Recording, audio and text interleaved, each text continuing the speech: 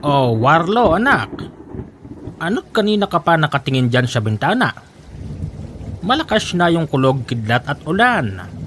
Isarado mo na yan. Hindi ko alam, Nay. Ewan ko ba? Bakit ganito pakiramdam ko? Pakawari ko. May mali. Para bang may mangyayaring hindi maganda ngayong gabi. Isa pa, ang init-init ng mutyang suot ko. Ano? May ibig sabihin ba ang pag-init ng mutya mo? O, Nay. Huli kong naramdaman to nung binata pa ako.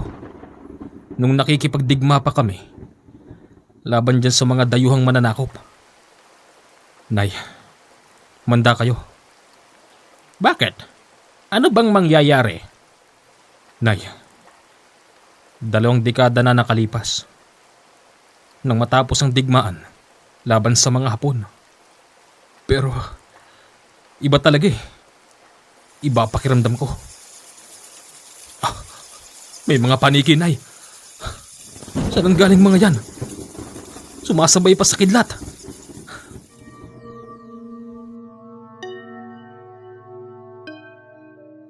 Mahigit 1 taon nang nanunungkulan si Warlo bilang kapitan del baryo ng bayang kanilang nilipatan. Katulad ng una niyang sinabi, may ibig sabihin ang pag-init ng mutya niya sa dibdib. Habang nag-uusap silang magnanay, isa sa kanyang konsehales ang kumatok sa kanilang bahay. Kapitan! Kapitan! Teka, konsel ko yan. Oh, ano, bakit? Kapitan! May sumasalakay sa baryo! Ano? Sige, sabihan mo mga tao na huwag magbubukas ng bintana kahit sinong kumatok. Kukunin ko lang yung baril ko. Susunod na rin ako dyan. Sige, Kapitan! Anak, ano bang nangyayari? Hindi malinaw, Inay. Hindi naman sinabi ng konsel kung ano yun. Nako, mag-iingat ka. Baka masyasamang tao mga yan. O, Inay, dyan na lang kayo ha. Huwag kayo magbubukas ng pinto at bintana. Ha? Oo, sige. Yung mga bata. Oo, sige, sige. Pagpunta ni Warlo sa barangay, marami ng taong naroroon at lahat sila iisang sinasabi. Kapitan, sino ba yung mga demonyong sumalakay sa atin sa kalakasan ng ulan? Hindi ko ho alam, Mang Mario. Kapitan, nakahanda na mga bata. Nasabihan ko na rin yung mga taong naiwan sa kanilang bahay. Konsehal, sino ba yung mga yun? At anong pakay nila rito sa atin? Hindi malinaw, Kapitan. Pero nakita ng mga mata ko kung sino sila. Mga taong maiitim. Mapupula yung mga mata. Baka naman, konsehal, aswang yang tinutukoy mo na yan. Yun na nga ho, Mang Mario. Bakit, Kapitan? Ang init. Ang init ng suot ko. Sige. Yung iba rito maiwan.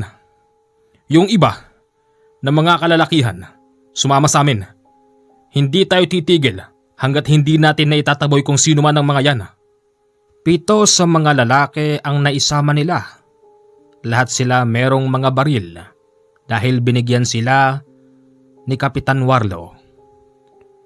Nagtungo sila sa papalabas ng baryo kung saan huling nakita ang mga yun. Pagdating doon, nadinig nila ang sigawan. Senyales na meron silang sinasalakay na ilang pamilya doon. Huwag kayong titigil! Paputukan nyo! Sigaw ni Kapitan Warlo. Nagpaputok sila ng maraming beses hanggang tuluyan ng nagtakbuhan ang mga sumasalakay. Nang pasukin naman nila yung huling bahay, laking gulat nila dahil lalaki lang ang naroroon. Asawa ko! Anak ko! Sandali nga. Ano nangyari dito? Nasaan ang pamilya mo? Kapitan. Hinuha ng mga hayop na yun. Mga demonyo sila. Wala akong nagawa. Kaawa-awa ang isang lalaking baldado na ayon sa kanyang kwento, mga lalaking mapupula ang mga mata ang kumuha sa kanyang anak at asawa. Hindi malinaw kung bakit babae lang ang tinatarget ng mga ito. Maya-maya pa isa sa kasama nilang lalaki. Sumigaw yon at mayroon daw siyang nakita na mga lalaking nagtatakbuhan papasok pa ng baryo. Mabilis nila yon sinundan at tiyempong bahay pa ni Kapitan Warlo ang tinarget ng mga lalaking may itim. Mula sa labas dinig na dinig ni Warlo ang sigaw ng anak niyang si Rona. Umalis kayo sa bahay ko! Wika ni Kapitan. Kasabay noon ang sunod-sunod na pagpapaputok ng baril. Pero tila ba hindi man lang ininda ito ng mga lalaking may itim hanggang sa tuluyan na nilang nakuha ang anak niyang dalaga na si Rona. Warlo! Warlo anak! Tinangay ng mga aswang ang anak mo! Nay, hindi ba kayo nasaktan? Hindi nila ako inano. Tay! Andito ako, Tay!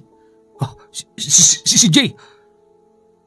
Nandon ang anak niya sa loob ng CR at nagkukulong. Hindi ito basta makalabas. Anak, ayos ka lang? Tay, kung hindi ako nakapagtago dito, baka pati ako dinagit ako ng mga aswang na yun. Tay, ang pupula ng mga mata nila, mga maitim tapos tadtad ng balahibo, Tay. Si ate. Wala ng ate mo. Ha? Naku, malalagot kanyang kainay. Kahit wala na ang asawa ni Kapitan Warlo, meron pa rin siyang takot sa namayapan nitong asawa. Pangako niya kasi na poprotektahan niya ang mga anak niya. Halika kayo, sumama kayo sa akin sa barangay. Pupunta tayo ron, doon mas safe. Habang naglalakad sila, dinig pa rin nila yung malakas na hiyawan ng mga aswang na parabang nagtatalunan sa mga puno. Kahit kalagitnaan ng malakas na kulog, kidlat, ulan at hangin, tila ba hindi yun alintana sa pagsalakay ng mga aswang. Pagdating sa barangay hall, nagulat si Kapitan dahil merong mga lalaking wakwakang tiyan. Wala ng laman loob at yung iba walang ulo. Diyos ko! Ano nangyari dito? Bakit? Sinabi ko na ngang walang lalabas eh. Ayon sa kwento ni Manong Mario, sinalakay din daw ng aswang ang barangay hall at nang laban ang mga kalalakihan, kaya't winakwak ng mga ito ang tiyan ng mga lalaki. At yung iba pang minalas, wakwak na ang tiyan, wala pang ulo. Hindi. Bakit sa panahon ko pa? Kapitan, ang pangyayaring ito hindi natin masasabi. Napakana ng dati mong kalaban sa politika. Alam ko ho yun, Mang Mario. Hindi ko naman sila dinadawit dito eh. Ang iniisip ko, paano nagkaroon ng ganyan dito sa atin? Kayo na mismo makapagpapatunay. Dito kayo pinanganak, dito na kayo tumanda pero ngayon pa lang siguro kayo nakaranas ng ganyan. Tama ka doon. Ako yung klase ng matandang hindi naniniwala sa mga aswang pero sa mga nasaksihan ng mata ko, Kapitan. Nakakasiguro kong aswang ang mga yon. Diyos ko, hihingi tayo ng tulong sa munisipyo. Pagputok ng araw, lumakad si Kapitan kasama ang isang konsihal. Sinabi nila sa ama ng bayan ang nangyari, pero natawa lang ito. Tila ba napahiya silang dalawa sa munisipyo kaya't umuwi na lang sila sa baryo. Pagdating doon, ibinurol na ang mga patay. Purong mga kalalakihan ng namatay. At meron ding report na maraming babae ang tinangay ng mga aswang. Itay, ang ate Rona. Ano na kayang nangyayari sa kanya ngayon? Hindi ko alam, anak. Gawin mo ang lahat. Warlo, hanapin mo yung mga demonyong mga aswang na yan. Pasasaan pat naranasan mong lumaban sa digmaan noon kung pamilya mo hindi mo kayang protektahan. Nay, huwag niyo naman akong sigawan. Oo, may pagkukulang ako sa nangyari pero biglaan yun. Kung kayo lang siguro pinrotektahan ko dito, hindi mangyayari yun. Pero bilang kapitan del barrio dito, kailangan lahat protektahan ko. pero nag-iisa lang ang katawan ko, inay. Hindi lahat kaya kong agwantahan. Yan sana'y naiintindihan ninyo. Yung ibang mga tao rito sinisi ako. Wala raw akong nagawa. Hindi ko raw sila naprotektahan. Nay, intindihin nyo naman ako. Pasensya ka na, Warlo. 3 araw lang nakaburol ang mga lalaking namatay. Pagkatapos noon nilibing na nila ito sa sementeryo. At pagkatapos ng libing, dito sila nagplano. Lahat ng mga lalaki, pumunta rito sa harapan. Tatanungin kita. Meron bang isa sa mahal mo sa buhay ang namatay? O merong tinangay sa inyo? Wala, Kapitan, pero siyempre, handa ako makipaglaban. Good. Magaling. Maraming mga kalalakihan ang natatakot. Pero tila ba hindi yon magiging hadlang upang hanapin ang mga nawawalang tinangay ng mga aswang. O pare, ano ba yung ginagawa mo na yun, pare? Wala to, pare. Parang kakaiba yata yun, pare ah. Parang ngayon ko lang yata uli nakitang dinadasalan mo yung mutya mo, pare. Pare, buti naman napasyal ka rito. Naku, pare. Grabe nangyari sa amin kagabi. Ano? Kagabi? Anong ibig mo sabihin? Pare, kalakasan ng ulan. Sinalakay kami ng mga demonyo.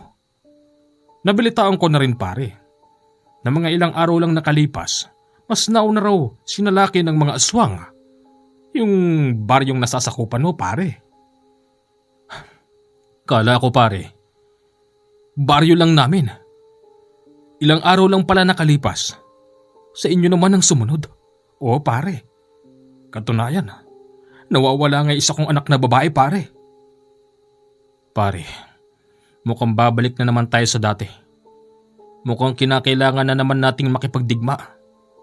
Pero sa pagkakataon na ito, mukhang hindi na yata mga tao o dayuhan ng mga kalaban natin. Dayuhan pa din, pare. Kaya lang, hindi mga tao. Mga aswang, pare. Pare, sa kabila ng nangyari sa baryo nyo, buti buhay ka pa. Siyempre, pare. Alam mo naman, ang problema lang, yung anak ko, pare. Pare, parehas lang tayong nawalan. Pero hindi ako susuko. Hanggat hindi ko nahahanap ang anak ko, malakas ang pakiramdam ko, pare. Buhay pa ang anak ko. Salamat, pare. Ako din hindi rin ako sumusuko, pare. O pare, gaganti tayo. Hahanapin natin yung mga aswang na yan. Pare, paano nagkaroon ng aswang dito, pare? Pare, hindi ko din alam. Lahat ng mga katandaan dito nagulat. Hindi nila alam na mayroon palang mga ganyan dito. Samantalang halos dito na sila tumanda. Diba? Kaya nga, pare, gusto kong gumanti, pare. Pare, huwag kang umiyak. Kaya mo yan. Ako nga yung dalaga ko pa.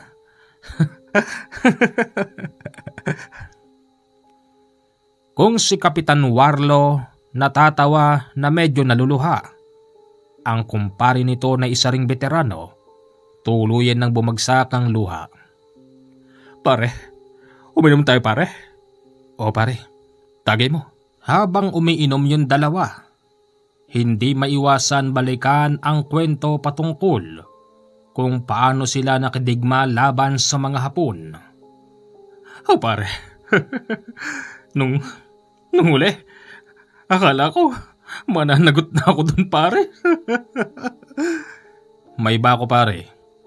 Buti pala nagpakalalaki ka na. O pare, siyempre, pamilyado na ako pare. Tama yan pare. Ang masakit lang nito pare. Pati mga anak ko pare. Hindi bali sanang ako na lang eh. Pare, kaya mo yan. O pare, kakayanin ko talaga to pare. Maya-maya pa maraming mga kalalakihan ang dumating sa bahay niya. Lahat ng mga yun, may mga bitbit na sulo. Kapitan, nandito na ho kami! Pare, may mga tao yata pare. Sandali lang mga kababaryo. Magpatila muna tayo ng ulan. Hindi tayo pwedeng basta sumugod. Lalo na't alam natin na hindi natin alam kung saan sila hahanapin. Isa pa, hindi pa ito ang gabing itinakda ko para salakayin ng mga yon. Wala pa nga tayong alam patungkol sa mga pangontra. Kapitan, mawalang galang na pero di ba meron kang mutya? Di ba yang mutyang yan yan yung akmang-akma sa panahon ngayon? Bakit di mo alam ang mga pangontra patungkol sa mga aswang? Konsihal, kung ako lang meron akong proteksyon. Kaya ko'y sarili ko. Kaya lang papano naman kayo? Di ba? Kaya nga naman, huwag tayong basta padalos-dalos. Teka kapitan, sino to? Babae ba to? Hoy, nung nakikidigma kami ni pare. Binabay ako noon. Pero nagpakalalaki na ako ngayon. Kapitan, kumpare mo to! Tumahimik ka diyang konsyal ha. Hindi ngayon ang tamang pagbibiro. Kasi naman ba't kasi ganon? Pare, minamaliit yata ako ng isa na to pare. Ano gusto mo, ha? Ano gusto mo, ha? Teka, ba't ka naguhubad? Mukhang nalilitan ka sa akin Ano? Gusto mo maglubluban tayo dun sa labas? Ano ba? Tama na yan sinabi. Pare, maupo ka. Pasensya ka na pare. Parang palagay ko binabastos ako ng mga kababaryo mo pare. Pare, pasensya ka na. Ako na humihingi ng tawad. Okay pare. Hindi agad sila nakasugod ng gabing yun. Kasi kailangan nilang aralin ang lahat ng pangontra upang masugpo ang mga demonyong aswang na pumatay at tumangay sa mga kababaihan. Kinabukasan, naisip noon ni Kapitan Warlo na meron nga palang nag-iisang albularyo sa kanilang baryo. Hindi siya nagdalawang isip na lapitan yun. Kapitan! Konsel, bakit? Pasensya ka na sa nangyari kagabi Ba't kasi kasama mo yung bakla na yun? Konsihal, hindi basta bakla yun. Malaki ang naiambag nun. Ganun ba? Ibig sabihin, kasama mo siyang nakidigma noon? Nung pinanglaban niya ron sa mga Hapon? Basta, merong espesyal na kakayanan ng kumpare ko na yun. Siya nga pala, Kapitan. Sigurado ko bang lalapit tayo dyan sa matandang oming na yan? Di ba kilalang masungit ang albularyo na yan? Baka mapahiya tayo. Sa sitwasyon natin na to, konsihal, wala na akong pakialam kung ihihiyain niya ba tayo. Basta ang akin lalapit ako. At tsak ko, pati siya hindi nakaligtas sa pananalakay ng mga aswang. Di nga tayo sigurado kung buhay pa ba siya. Palagay ko buhay pa. Albularyo yan Eto na tayo. Tao po! Magandang umaga po! Kapitan! Kayo pala. Pasok kayo. Salamat ho. Kamusta ho kayo? Hindi ho ba kayo na-deliver rito ng mga aswang? Aswang? Hindi naman. Ibig bang sabihin yan, inaswang ba ang buong baryo? Kailan? Anong oras yun nangyari? Medyo matagal na ho, mga ilang araw na. Ibig sabihin, hindi nyo pala alam na pineste ng aswang ang baryo, pati ang kabilang baryo? Ay hindi. Wala akong alam doon. Mang Omeng, tatapatin ko na ho kayo, no? Di ba albularyo ho kayo? Bakit? May plano ho sana kaming gumante para mabawi yung mga nawalang mga kadalagahan. Ang problema, sabi ni Kapitan Warlo, hindi raw sasapat yung mga gamit naming mga itak, mga baril. Baka ho meron kayong maisasuggest sa amin para nang sa ganoon, makabawi man lang kami. Ganun ba? Sana. Sige.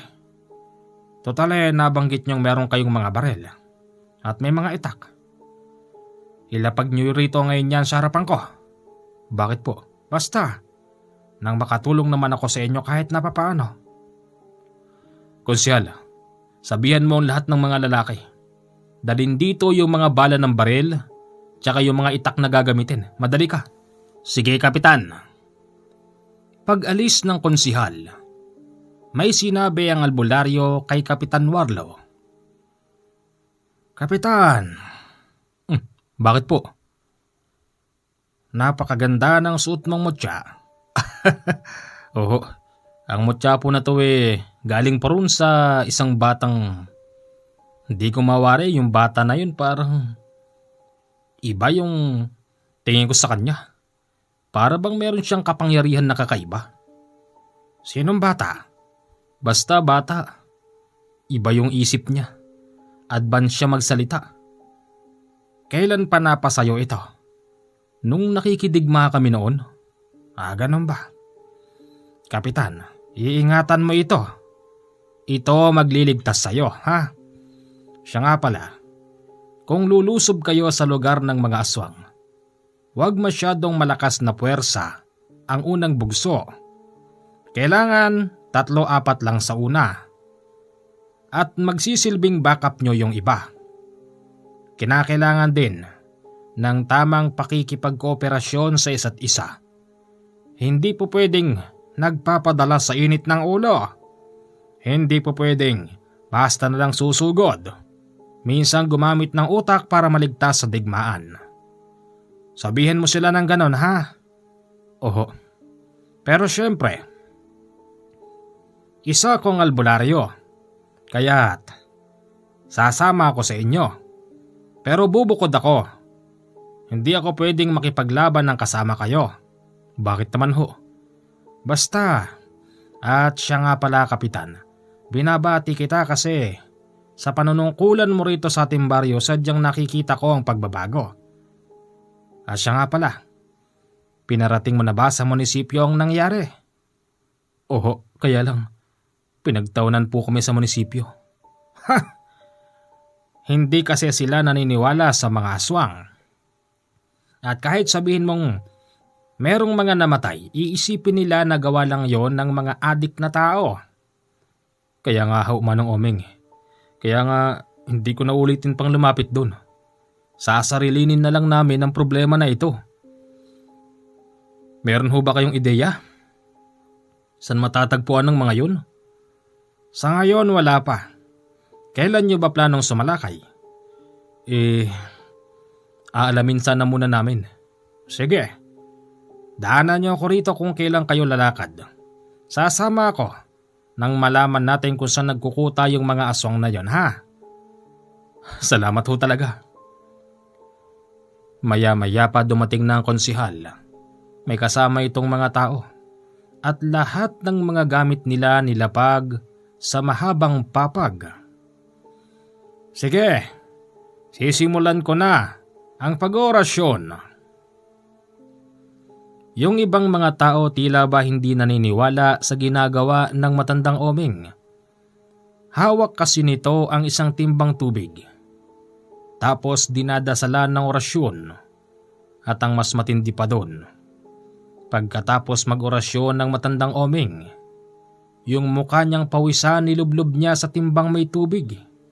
Tapos ipinasok ang kamay at winiwisikan ang mga itak at bala ng baril. Natawa ang marami. Ano daw bang ginagawa ng matandang albularyo? Ayon naman sa matanda, ito ay bendisyon. Kumapit na raw sa bala at sa itak ang orasyon niya, kaya't nakakasiguro raw sila na tatalab na ang gagamitin nilang pangpatay sa mga aswang. Totoo ba yan? Bakit? Nagdududa ka ba? Hehe. Oh, Sigurado ka ba? O baka gusto mong sample lang kita? anong sample? Isasample ko sa iyo ang baril na ito. Sisiguruhin ko sa iyo, kahit maliit ang bala nito, kapag tumama to sa katawan mo, kasing laki ng kamao ang butas ng katawan mo. Aba, baliw ka ba, matanda ka? Baril yan eh. Ay ibig ko sabihin, tama ba yung ginawa mo? Nilublob mo yung mukha mong pawisan sa timba tapos sinalok mo ng kamay mo yung tubig at winisikan mo yung mga itak namin, tsaka yung mga baril.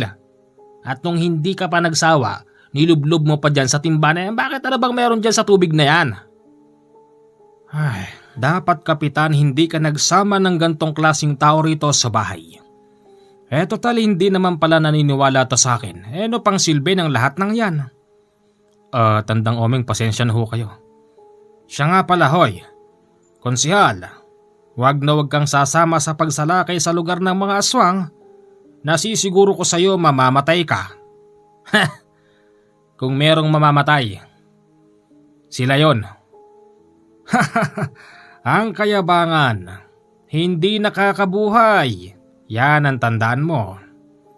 Paano ho? Pwede na ho ba namin kunin ang mga baril at itak? Pwede na. Kapag hahanapin nyo sila, sabihan nyo ako. Ang pinakamagandang oras ng paghahanap sa kanila yung katirikan ng araw. Paano ho tayo makakasigurado kung aswang ba talaga yung matatagpuan natin? Hindi bale. Magdadala ako ng hinturang lana. Hinturang lana? Ano yun? Langes. Langes na kumukulo. Kapag kumulo, anong ibig sabihin? Ibig sabihin, nandoon ang aswang. Lumipas lang ang isang araw. Lumakad na si Kapitan Warlo at may kasama pa itong isang konsihal. Dinaanan nito ang matandang omeng sa bahay. Sigurado ka ba rito sa tinatahak natin? Sigurado po ako dyan. Teka, natatanaw nyo ba yon? Teka, ano yon? Aso ba yon? Teka, aso ba yan? Laki namang aso niyan. Mag-iingat kayo. Hindi basta aso yan. Kumukulo ba'y langis? Hindi naman. Kung ganon, hindi aswang yan. Baka nga aso lang talaga.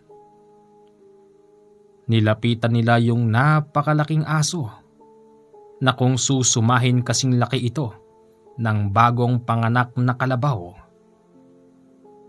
Teka, baka kagating kayo niyan? Hindi, mukha naman siyang mabait. Hinimas-himas yun ng albularyong si Omeng. Tapos, para ba itong merong gustong sabihin? May sinasabi siya. Lumakad yung aso. Sinundan nila yun hanggang sa sila ay mapunta sa isang sira-sirang kubo. Siguro nandyan yung anak niyan, pero sino may alaga ng malaking aso na yan? Doberman ba yan, kapitan? Oo, yata. Parang ganun nga. Pumasok yung malaking aso sa kubo. Pagtingin nila roon, wala silang ibang nakita maliban sa sira-sirang damit ng babae. Teka, mga damit to ng babae. Bakit tayo dinala rito ng aso? Sandali lang. Tinititigan ni Tandang Omeng ang mata ng aso. Nakikipagtitigan naman ito sa kanya. Hanggang sa para bang naintindihan ng Matandang Omeng ang ibig sabihin ng aso. Mabilis yon lumabas ng kubo at nagtatakbo. Sinundan nilang tatlo yon hanggang sa ipinasok sila sa malawak na sapa. Meron namang mababaw na tawidan doon. Pagtawid, malawak na tubuhan. Tubuhan na walang may-ari. Niransak nila ang tubuhan hanggang sa pumasok sila sa napakadilim na kagubatan.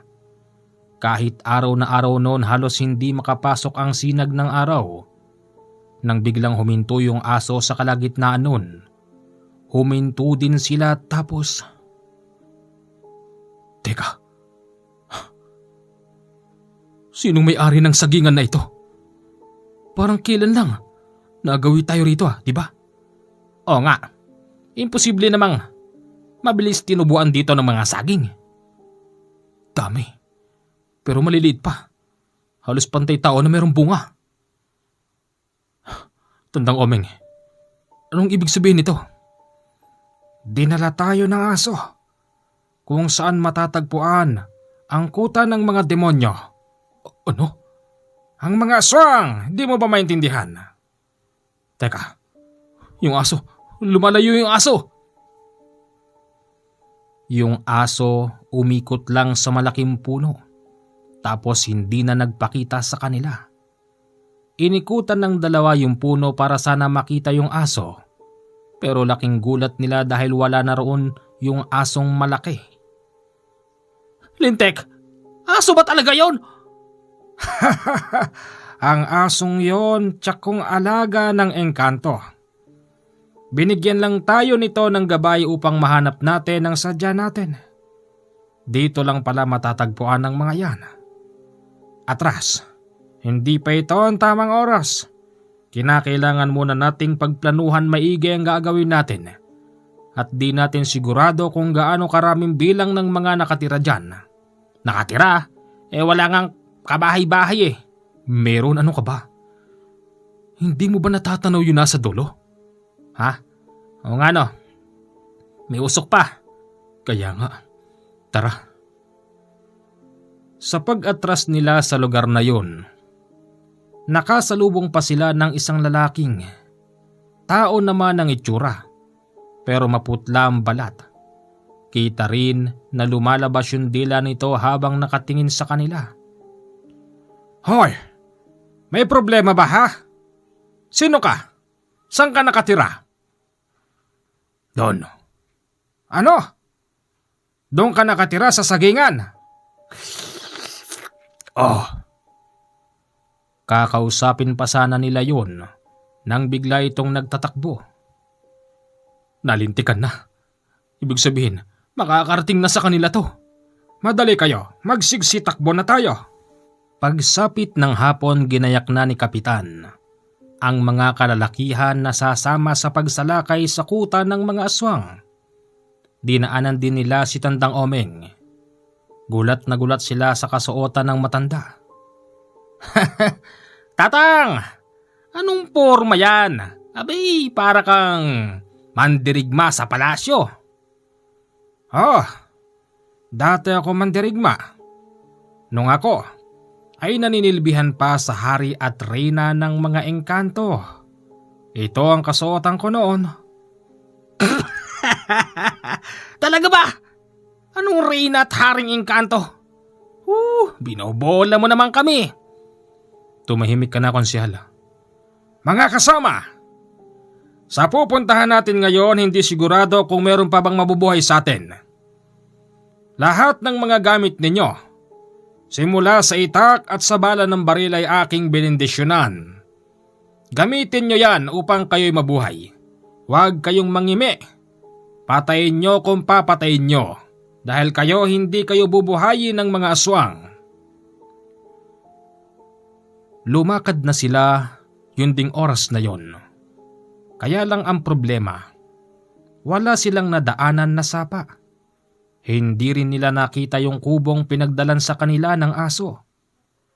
Dere-derecho silang naglalakad hanggang sa napansin na ni Kapitan Warlo na parang may mali at napakainit ng mutya niya nung oras na yun. Sandali mga kasama. Bakit? Di niyo ba napapansin? Halos 2 oras na tayo naglalakad. Hindi natin natuntun yung kubo.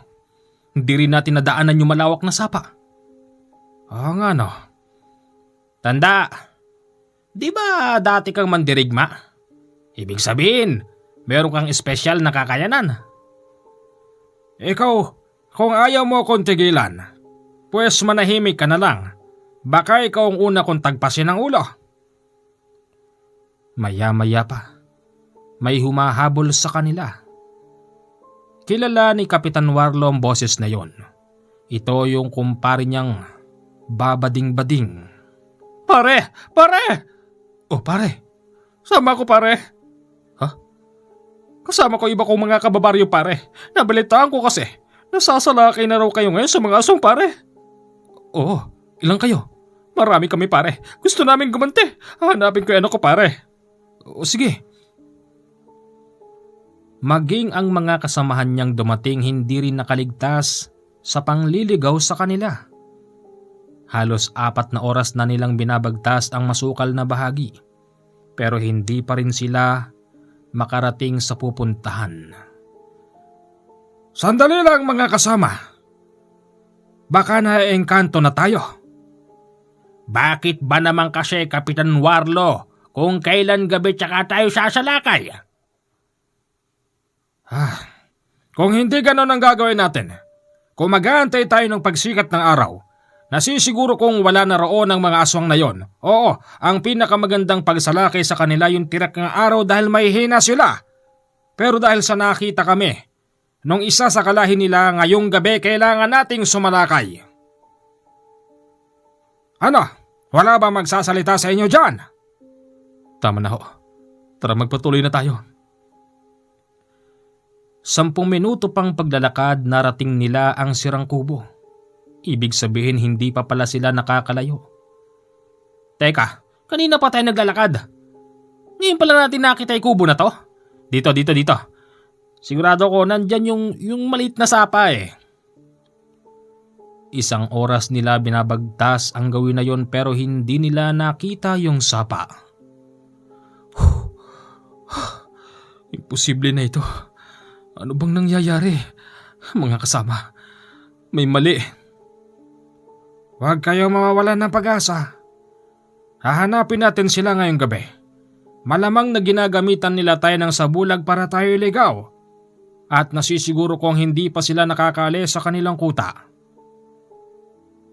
Nagpatuloy sila sa paglalakad hanggang sa karamihan ay sumuko. Malibang kay Tandang Omeng at kay Kapitan Warlo. Tandang Omeng, pumuna tayo? Sige. Mga kasama, magpapahinga muna tayo. Tandang Omeng, alam nyo, pagpasok natin dito sa bahagi na to, kanina pa napakainit ng suot ko. May ibig sabihin yan. Ibig sabihin, ngayong naliligaw tayo, may nagmamasid sa atin na aswang. Wala ho ba kayong kakayanan na tanggalin ang sabulag na ginagawa nila? Ay, yon ang nakakalungkot. Kasi nang ako'y tumiwalag sa pinaglilingkuran kong hari at reyna ng mga engkanto, natanggalan na rin ako ng mga ganyang kaalaman. Katunayan bilang isang albularyo sa panahon ngayon, hilot-hilot na lang ang kaya kong gawin. Tsaka paggawa ng mga pangontra, yun na lang, pasensya ka na kapitan. Okay lang ho yun. Hindi niyo po yung kasalanan. Mutyako, tulungan mo naman kami Alam ko, meron ka pa rin buhay dahil hindi ka naman dinadasalan at ikay galing sa kalikasan. Ituro mo naman sa amin tamang daan Parang awa mo na. Kailangan na naming mahanap ang mga mahal namin sa buhay. Baka kung napano na sila. At isa pa, kailangan naming ipaghiganti ang mga lalaking napatay ng mga yon. Sige na. Ano ginagawa mo, Kapitan? Sinong kausap mo? Huwag mong kontrahin. Yung mutya, hinihilingan niya yung mutya. Alam ko naririnig mo ko. Alam ko hindi mo ko bibiguin.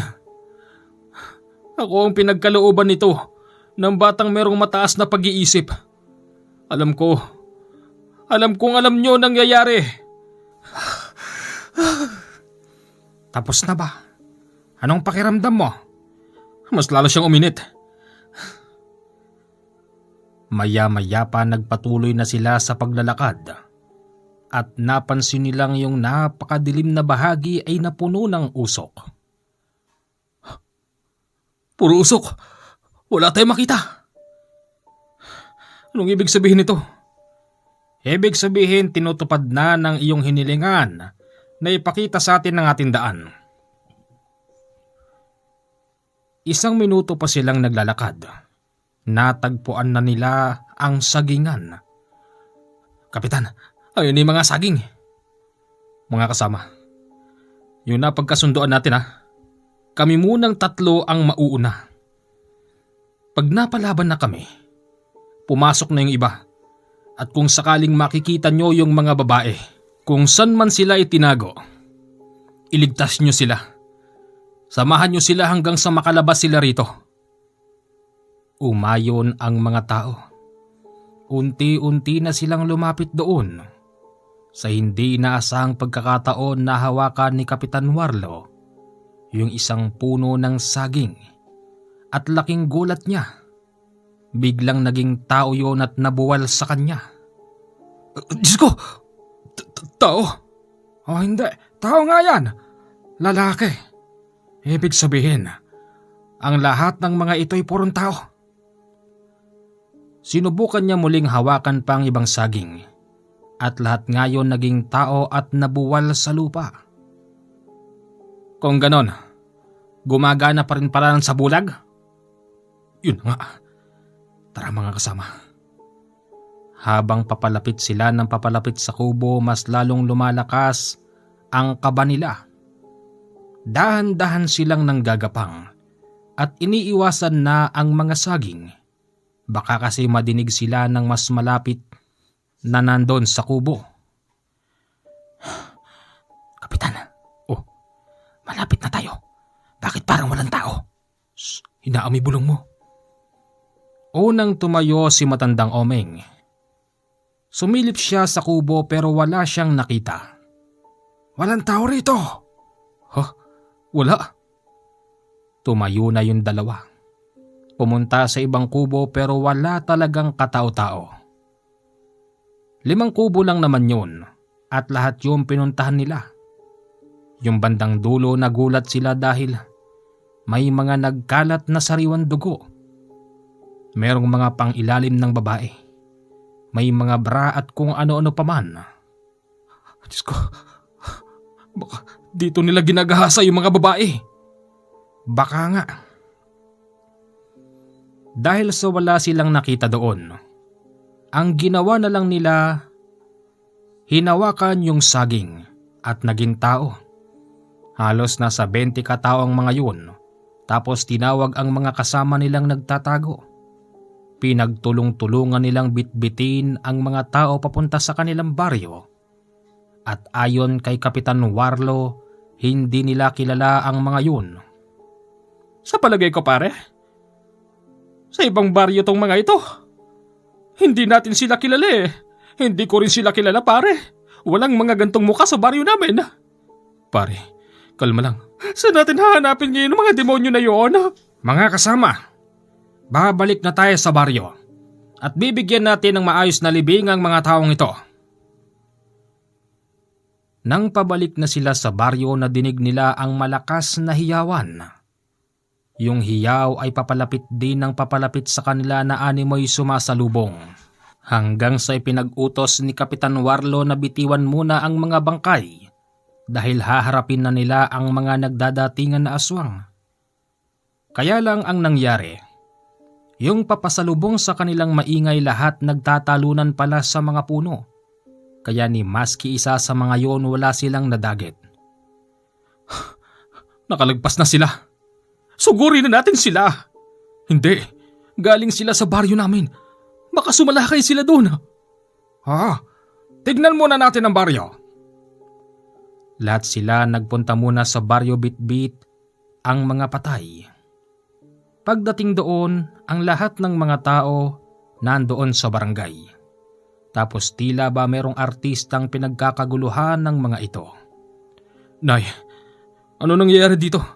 Bakit nagkukumpulan dyan ang mga tao? Ay nako Warlo, buti nandito ka na. Kanina, sumalaki na naman ang mga aswang. Pero sa pagkakataon na to parang nabokya sila at wala silang nadagit na dalaga. At wala rin silang napatay ng mga lalaki. Bakit? Anong meron? Meron bang nagtanggol? Siya ang Kapitan Del Barrio dito. Siya na ba? Teka, sino yung mga yon? Ay hindi ko sila kilala. Hindi ko rin ho sila kilala, Tandang Omeng.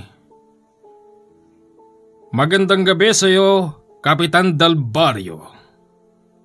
Napadaan kami rito kasi alam ko ang nangyari. Siya nga pala ako, si Krista. Krista, ako si... Kilala kita. Isinama ko ang aking kaibigan na si Kanole.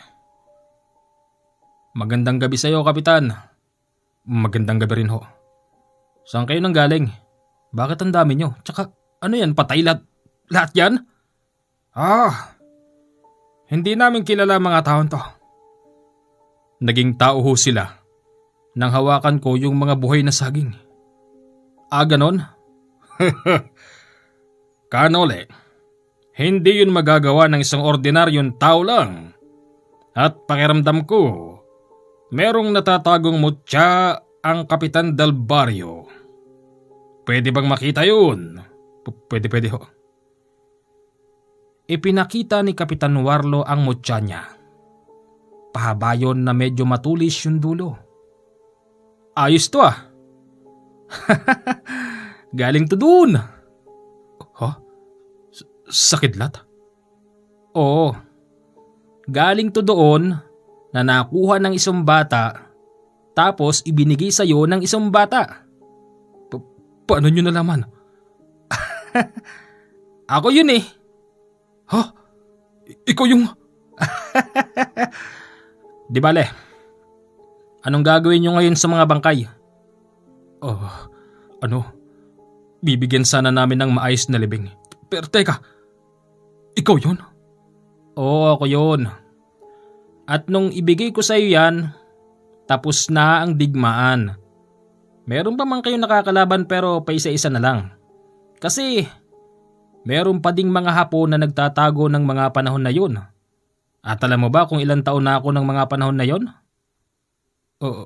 Hindi na importante yun. Napakahusay. Ano to? Tadhana ba ito? At nagkita pa tayo? Siya nga pala. Ngayong naririto kami ni Krista, tutulungan na namin kayo sa problema. At kanina lang, sumugod dito ang isang damukal na mga aswang. Pero ni maski isa sa mga tao rito sa nasasakupan mo, Kapitan Warlo, walang nasaktan. Kung hindi kami dumating, sigurado, nadagit na naman ang mga yun, ang mga tao rito. Pwede bang bulungan ko muna yung mutya mo? Sige. Binulungan ni Kanole ang mutya niya. Tapos, meron itong ibinigay. Ano to? Patalim? Hindi yan basta patalim. Ang gawin mo, habang nakikipaglabang ka, yung tali ng mutya mo, ipaikot mo sa kamao mo. Ipaloob mo sa kamay mo yung mutya tapos, itong sandatang to ang gamitin mo. Baka hindi ka maniwala sa mangyayari. Kapag meron kang tinamaan na aswang, magiging abo. Ay napakahusay naman. Kung hindi ako nagkakamali, isa kang albularyo. Teka, parang kilala kita. Saan nyo ako nakita? Oo, tama. Nakita na kita. Sa lugar ng hari at reyna. Di ba? Napakahusay naman na bata ito. Hindi bale. Dahil dito, nasisigurado ko may paghihiganti ko ng lahat. Teka, saan ba kayo nang galing?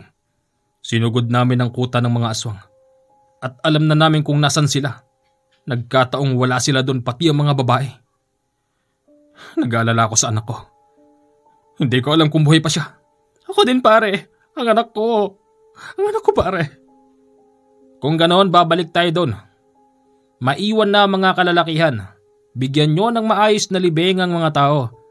Ikaw, kapitan, at tanda sumama ka sa amin. Paano ako? Hindi ba ako pwedeng sumama? May anak ako dun eh. O sige, sumama ka na rin. Sa muling pagbabalik nila sa kuta ng mga aswang, hindi nila tinumbok ang nasabing mga kubo. Ayon kay Kanole, nakakita siya ng isang malaking aso at ang aso na yun ay magsisilbing gabay nila. Dito tayo, wika ni Kanole. Sinundan nila yung malaking aso at dinala sila sa isang yungib. Papalapit pa lang sila sa butas ng yungib na didinig na nila ang hiyawan at pagmamakaawa ng mga kababaihan. Nang tuluyan na silang makapasok doon, nakita nilang 10 mga babae ang mga nakahubot-hubad. Nakaibabaw ang mga yon sa malaking patag na bato at pinagsasamantalahan ng mga lalaking may itim. Kapitan Warlo, ikaw nang bahala dyan. Hipan mo lang ang sandatang ibinigay ko at hahaba yan. Ganon nga ang ginawa ni Kapitan Warlo. Nagulat siya dahil humaba yun ng kulang 1 dipa. Mabilis niyang sinugod ang mga lalaking nanggagahasa sa mga kababaihan. At ang mas malupit pa doon, sa pagsugod niya sa mga ito, hindi sila basta naramdaman. Sa bilis ng pangyayari, 5 agad ang natagpas ang ulo. Napatingin na lang yung ibang mga aswang na nanggagahasa na para bang walang alam. Galing! Ikaw! Ako? Bakit ako? Nasaan ka? Hindi mo ko nakikita? Hindi! Napansin na lang ni Kapitan Warlo. Yung mga kasama nito, hawak-hawak na ng matandang omeng, ng kumpare niyang bading tapos ni Kanole, at lahat ng mga yun, nginudngud nila sa bato. Sige na! Putulin mo na mga ulo nila. Pinagpuputol ni Kapitan Warlo ang ulo ng mga ito. Tapos ang mga babae, na-trauma sa nangyari. At doon niya nakita ang anak niyang si Rona. Hubot-hubad ito. Tadtad ng sugat sa katawan tapos ang papayat. Ayon sa kanila, hindi raw sila binibigyan ng pagkain. Purong tubig-tubig lang. Anak, mga hayop sila. Tay, buti nandito na kayo, Tay. Sinabi sa kanila ni Kanole ang plano ng mga yun. Gagawing punlaan daw ang mga babae upang magpadami ng lahi.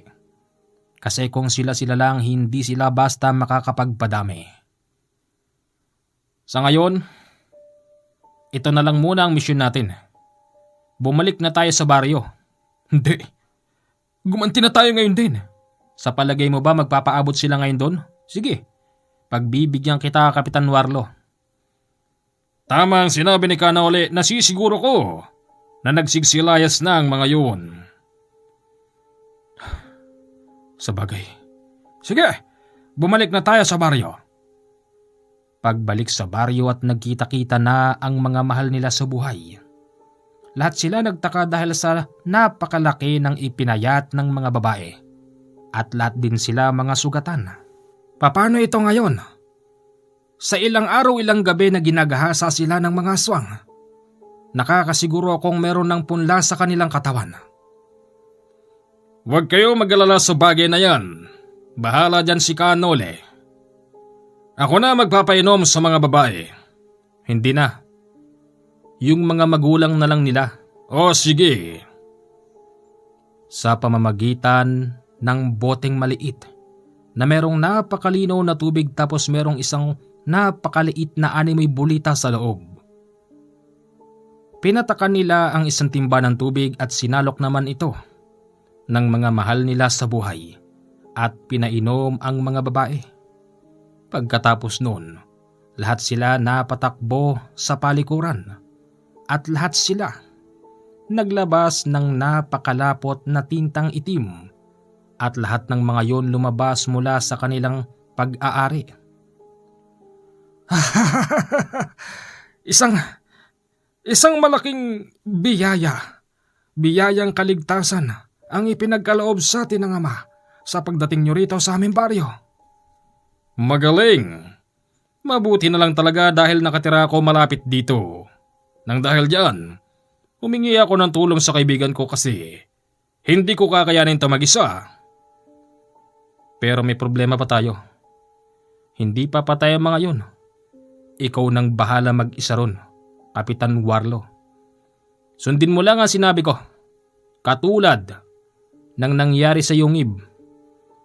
Sa oras na maputulan mo sila ng ulo o kahit isang bahagi ng katawan mo sila masugatan, magiging abo mga yun.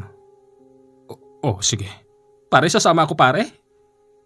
Pare, nakuha mo na yung anak mo. Pare, hindi kita iwanan sa labang ito. Teka, yan yung... Siya nga yun. Siya yung kasama ko nang abutan mo ko nito noon. Oo nga no. Sige, lumakad na kayong dalawa. Hindi naman sila basta lumakad dahil pagod na rin. At ang plano kinabukasan pagputok ng araw, tsaka lang sila lalakad. Magkasama ang magkumpare sa paglakad. Binalikan nila ang lugar pero wala na ito roon. Sunog na rin ang mga kubo.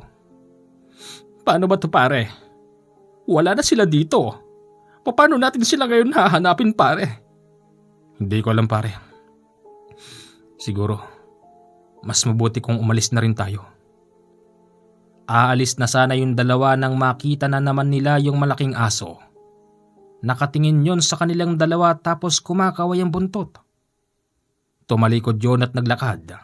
Sinundan ito ng dalawa hanggang sa... Napunta sila na naman sa isang kakaibang kuweba. Hindi yun ang kuwebang pinagdalan sa mga babae. Pare, dito kaya? Baho pare dito. Pare, humanda ka pare. Ito na yun. Sige pare. Pagpasok nila sa loob, nakita nilang merong 7 lalaki doon. Kasalukuyan pang ginangalot ng mga ito ang isang buhay na hayop. Oy, may mga bisita. Papasukin ang panauhing pangdangal. Panauhing pandangal? Nilapastangan nyo mga tao sa amin. Kaya ngayon, kayo naman ang lalapastanganin namin. Pare, laban na ito pare. Oo pare. Ilan lang naman ang mga yun, kaya't pinaghatian ito ng magkumpare. Dahil sa ang bading na kumpare niya ay meron ding espesyal na kakayanan. Hindi sila nahirapan na pagpapapatayin ng mga yun. Si Kapitan Warlo, pinagtatagpas niya ang ulo ng mga aswang at mabilis naging abo ang mga yun. Habang yung kalaban ng kumpare niyang bading, sinasakal niya ito at inuuntog sa lupa. Ilang beses din tinamaan sa dibdib at sa buong katawan ng bakla. Pero tila ba hindi yun tinatablan. Napabilib si Kapitan Warlo dahil ang sugat nito sa katawan ay naghihilom. Ikaw bang nanggahasa sa anak ko? Hindi! Hindi ako! Ikaw yun, walang hiya ka. Papatayin kita. Napakalakas ng braso ng kumpare niyang bakla. Dahil habang sinasakal niya yung leeg ng aswang, unti-unti yun humiwalay sa katawan. Pare, natanggal mo yung ulo. Oo pare, sa likod mo! Yung papasugod sa likod ay bigla niyang inundayan ng humaba nitong patalim at biglang naging abo. Pare, tapos na kaya? Wala na kaya? Hindi ko alam pare. Umuwi na tayo. Palagi ko wala na eh. Hanggang dito na lang ang ating kwento, mga ginigilo kong tagapakinig. Sa mga gustong makipagkontakan, meron po akong Viber o kaya na may WhatsApp, dyan na lang po kayo mag-chat. Ang aking number sa pares na apps ay 0948-52-30887. Maliwanag. Kasi meron po kasing nagte-text sa akin eh. Hindi ko naman ma-replyan kung sa Viber po kayo magchat-chat. Diyan, mapapansin ko po kayo at marireplyan. At pwede rin naman sa Viber ay sa WhatsApp. Okay?